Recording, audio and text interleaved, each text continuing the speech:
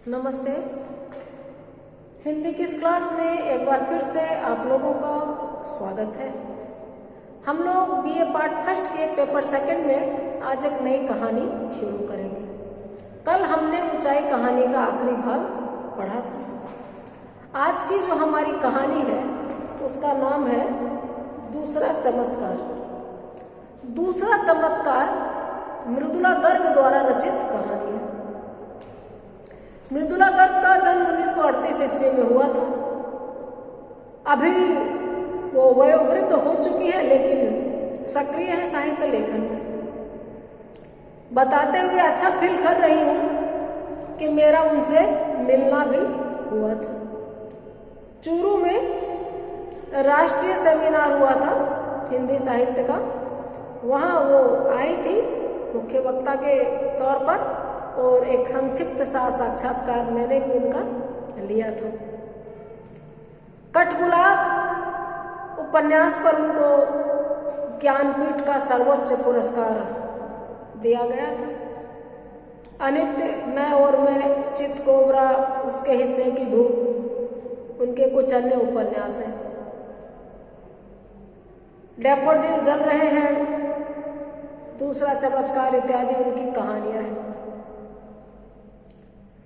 नई कहानी आंदोलन में सबसे सक्रिय नामों में से एक नाम है मन्नू भंडारी और दूसरा मृदुला गर्ग।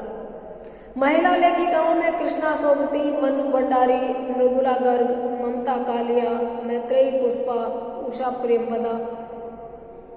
कथाकारों में कोई कमतर नहीं है। ये दुख तब होता है जब इनके लिखे हुए और इनके अपने व्यक्तित्व के बीच में फाक आ जाती है, दूरी आ जाती है।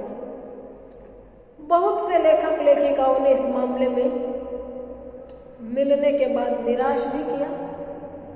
खैर, उस पर चर्चा मैं एक अलग से अपने वीडियो में करूंगी। फिलहाल हम मृदुला गर्ग की बात करते हैं।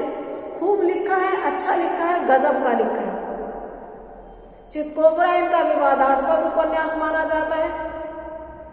डॉक्टर बच्चन सिंह ने उसको सस्ती कामुक रचना तक की उपाधि दे दी। मैं इस बात से इत्तेफाक नहीं रखती। लिखने का सबका अपना अपना तरीका होता है। उनको सिर्फ चितकोबरा के लिए याद किया जाना भी उनके साथ मुझे अन्याय लगता है। और उनकी कुछ एक कहानियां, मृदुला गर्ग की प्रतिनिधि कहानियां आप पढ़िएगा, उसमें उनकी कुछ कहानियां बहुत हृदय स्पर्शी हैं, जिनमें से डैफोडिल जल रहे हैं भी है। बात करते हैं हम दूसरा चमत्कार कहानी की। दूसरा चमत्कार कहानी में एग्जैक्टली कहूं तो भारतीय सामाजिक संरचना को बड़ी बेबाकी से उभारा गया है, देखा गया है। धन्ना सेठों, सरकारी अफसरों और बाबाओं, कौन से बाबाओं जिनका अपना एक साम्राज्य हो, इन तीनों का गठजोड़ आम आदमी को मंत्र मुक्त करता है, ठगता है और इनसे कुछ भी करवा लेता है। एक सेठ है कटारिया, उनको चीनी का कारखाना, सीमेंट का कारखाना खोलना होता है। उनके ऊपर पहले कुछ एलिगेशन लगे होते हैं, उनको नए कारखाने के लिए परमिट नहीं मिल रहा होता है। एक अफसर है, मंत्री है, जिनको ईमानदार होने के लिए जाना जाता है। और एक महाराज है, संत महाराज, जिनको पूरी दुनिया पूजती है, ईश्वर के माफिक मानती है। अपने कारखाने की परमिशन पाने के लिए सेठ कटारिया बाबा को अपने यहाँ प्रवचन देने के लिए बुलाता है। भागवत कथा वाचन आपने नाम सुना होगा, हफ्ते भर के लिए एक बाबा किसी फैमिली में आते हैं, वहाँ खूब रुपए उन पर खर्च होते हैं, काफ़ी सारे अपने अनुयायियों चेलों के साथ वो वहाँ पधारते हैं।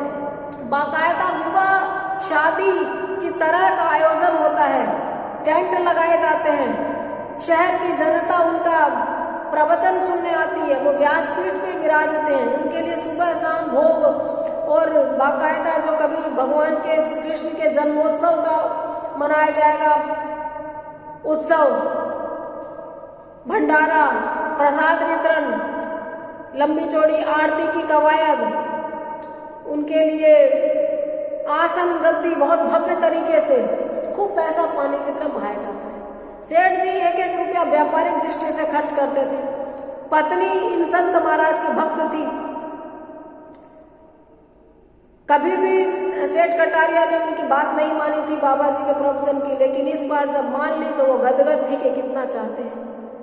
मनाने का मकसद बहुत लास्ट में सामने आएगा कि पत्नी को लेके वहाँ मंत्री साहब के घर जाना, उनको उसके लिए तैयार करना कि वो जाएं उनके यहाँ। बाबा ने उनको खुद ने न्योता भेजा है सान्निध्य लाभ का। उनकी भी पत्नी इनकी भक्त थी और ऐसी परिस्थितियां बनती है कि उनको वहां जाना पड़ता है। कैसी कैसी क्या क्या चीजें हैं हम लोग विधि विधान से कहानी में पढ़ेंगे। एक चमत्कार तो पंडित जी अपने बाबा संत अपने हाथ को हवा में घुमाते हैं और फूल की जगह हीरे की अंगूठी आती है, और दूसरा चमत्कार साइंस की बदौलत बच्चा अपने पैरों पे खड़ा होता है और किस तरह वो बाबा जी के श्रेय को चढ़ता है, किस तरह उनको उसका क्रेडिट मिलता है, हम देखेंगे। कहानी में सिलसिलेवार पढ़ना शुरू करती हूँ। रात सोने से पहले जब सेठ कटारिया ने पत्नी को सूचना दी कि संत महाराज ने उनके घर पधार कर उनका आतिथ्य स्वीकार कर लिया, तो उन्हें जितना आनंद हुआ उतना ही आश्चर्य। रात में सेठ जी ने सोने के पहले अपनी पत्नी को बताया कि संत महाराज ने उनके घर में आना स्वीकार कर लिया है। इस बात को सुनकर उनकी पत्नी को जितना आनंद हुआ उतना ही आश्चर्य हुआ। आनंद तो इस बात का कि क्या बात है, साक्षात भगवान हमारे घर पधार रहे हैं। आश्चर्य इस बात का कि वो कितनी बार अपने पति से कह चुकी थी कि सब लोग संत महाराज को बुलाते हैं, आयोजन करवाते हैं, मुझे भी करवाना है। कुछ दिन पहले जब इंदु देवी ने यह प्रस्ताव सेठ जी के सामने रखा था तो उन्होंने सुनने से इनकार कर दिया था। सुनना भी नहीं, मुझे नहीं बुला रहे इन बाबाओं को, बेकार का बखेड़ा, इतना खर्चा, सुनने से भी इनकार कर दिया था। लेकिन देखिए ये किसका चमत्कार मानती है, ये बाबा का चमत्कार मानती है। संत महाराज ठहरे साक्षात भगवान के अवतार। अभी एक वेब सीरीज प्रकाश झा द्वारा निर्देशित आई थी मैक्स प्लेयर पे, आश्रम। जैसे कच्चा चिट्ठा ही खोल के रख दिया हो इन आश्रमों की असलियत का, इन बाबाओं की असलियत का। सब आम आदमी है, सब में उतनी बुराइयां हैं, लेकिन ये जो बन जाते हैं ईश्वर के प्रतिनिधि देवदूत, ये तो बुराइयों का खजाना होते हैं। कितने कितने पाप किए हुए होते हैं कोई जान भी नहीं सकता। ये सरकारें गिराते हैं, सरकारें बनाते हैं, सरकारें खरीदते हैं, और जनता इनके सामने डुगडुगी बजाती है, मदारी बनी रहती। मदारी तो ये होते हैं, मंतर बनी रहती है। तो संत महाराज ठहरे साक्षात भगवान के अवतार। उनका आतिथ्य क्या साधारण आयोजन हो सकता है? अब संत महाराज तो भगवान के अवतार हैं। उनका आतिथ्य, उनका सत्कार, उनकी मेहमान नवाजी कोई बच्चों का खेल नहीं और सिंपली नहीं हो सकता, एकदम साधारण। और वे अकेले तो आएंगे नहीं, उनकी सेवा हेतु 30-40 आश्रमवासी रहेंगे। देखिए कैसे साधु महात्मा, हमको किसी की सेवा नहीं चाहिए, हम खुद पकाते खुद खाते। ये जितने बड़े हो जाते हैं उनके लिए पंखा डुलाने वाला कोई चाहिए, पद पखारने वाला कोई चाहिए, वस्त्र बदलने वाला कोई चाहिए, भोग लगाने, मतलब इनको हमेशा राजे रजवाड़ों वाली सुविधाएं मिलती है। कहती है बाबा अकेले तो आएंगे नहीं, उनकी सेवा हेतु 30-40 तो आश्रमवासी रहेंगे। शुद्ध घी, मेवे, फल आदि से सबका सत्कार करना होगा। और ये लोग नॉनवेज तो खाते नहीं है, देखा जाए तो नॉनवेज सस्ता पड़ता है। ये शुद्ध देशी घी, फल, मेवे यानी ड्राई फ्रूट्स, ये सब का भोग लगाते हैं, लिमिट में खाते हैं, संयमी जीवन जीते हैं ये अलग से। जबकि इनके सोने का टाइम बाकायदा फिक्स है, इतने से इतने घंटे, दिन में भी आराम करेंगे।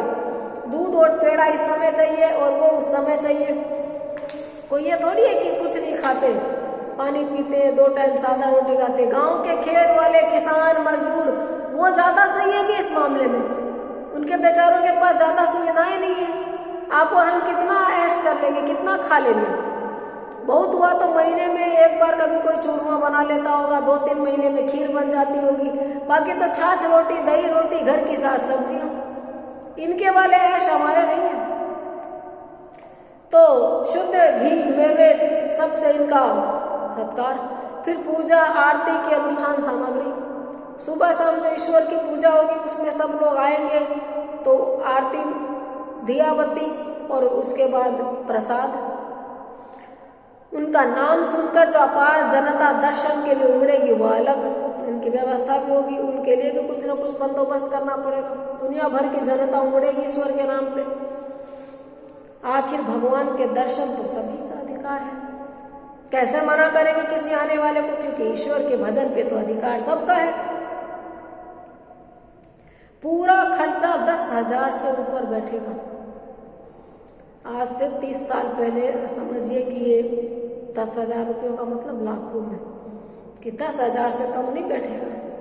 सुना है इससे कम की सेवा वे स्वीकार नहीं करते। लीजिए, जो मैं कह रही हूँ झूठ नहीं है। ये नहीं है कि बाबा ने हाथ जोड़ के कह दिया आप बुलाएंगे तो हम आ जाएंगे, आपकी मर्जी, आप जो करो ठीक है, हमें तो कुछ नहीं चाहिए।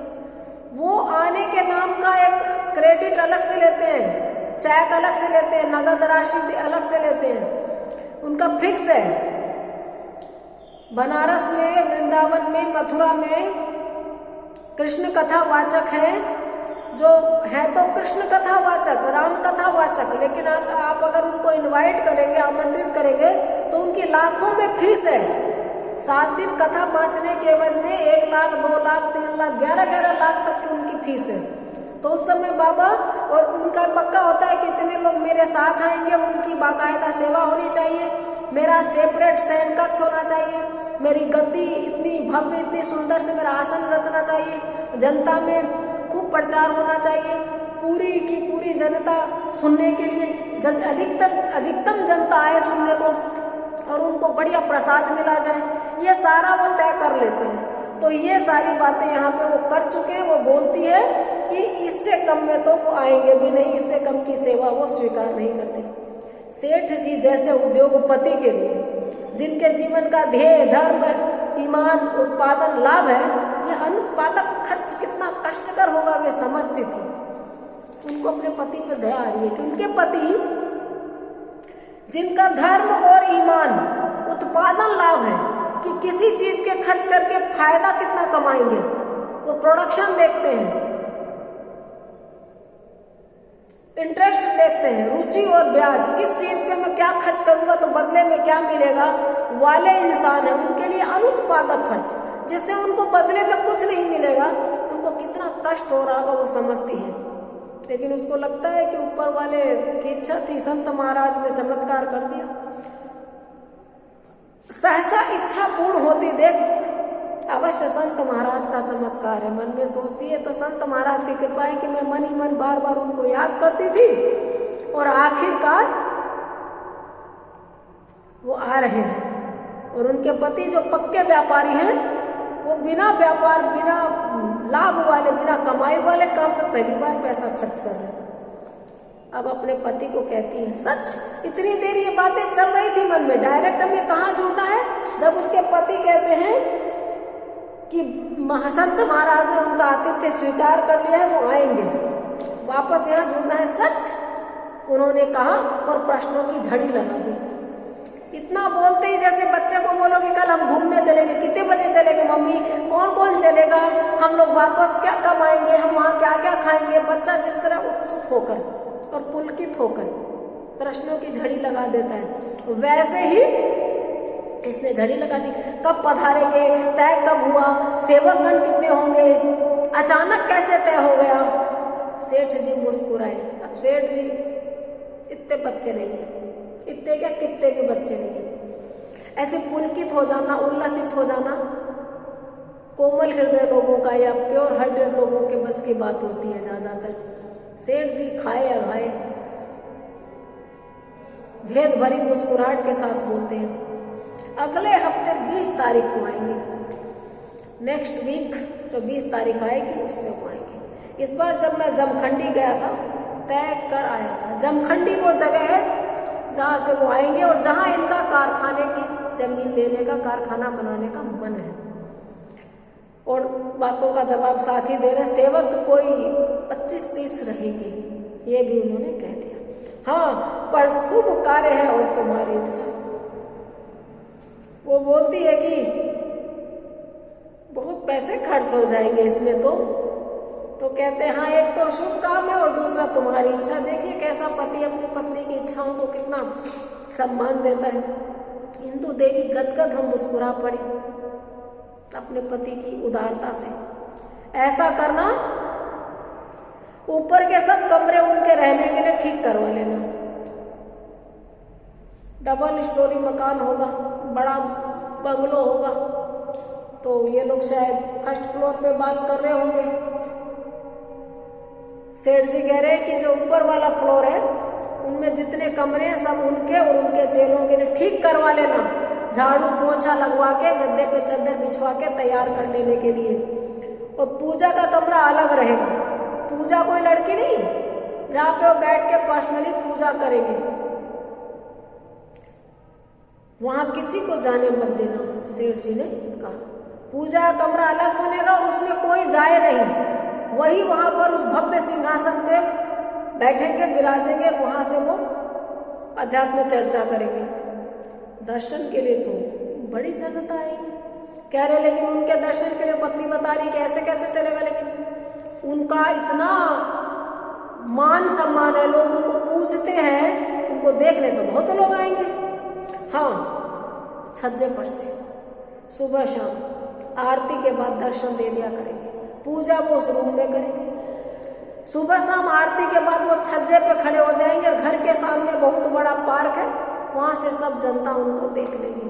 दोनों टाइम खड़े होंगे आरती के बाद सुबह शाम। बाहर बगीचे और सड़क पर लोग जमा हो जाया करेंगे। बस बाहर बगीचा है, सड़क है, उस पर लोग आ जाए। अंदर किसी को नहीं आने दिया जाएगा, घर के भीतर नहीं आने देंगे। गुलबर्ग फैक्ट्री के कुछ दरबानों को बुला लिया। ऐसे भगवान है जिनसे लोगों को घर में नहीं मिलने देने के लिए दरबान बुला लिए।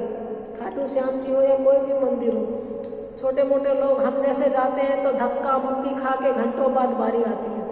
लेकिन मंत्री जी आते हैं तो स्पेशल एंट्री होती है उनकी, क्योंकि मंत्री जी 25,000, 50,000, 51,000, लाख का चंदा भी चढ़ाएंगे। ये स्पेशल एंट्री भगवान नहीं देते हैं, बिचौलिए देते हैं। पुजारी होते हैं भगवान और मंत्री के बीच में, क्योंकि वो हमको भी दे सकते हैं चाहे तो। सब चढ़ाव पे डिपेंड करता है। कहीं पे भी जाइए, बहुत लाइन के बाद आपकी बारी आएगी। लेकिन आपने कभी नहीं सुना होगा और देख भी नहीं पाते। धक्का खाते खाते रात भर के सफर के बाद सुबह 12 बजे रात को लाइन में लगने के बाद 6 बजे बारी आई। एक बार बहुत पहले घर वाले ले गए थे, अब तो कौन जाता है।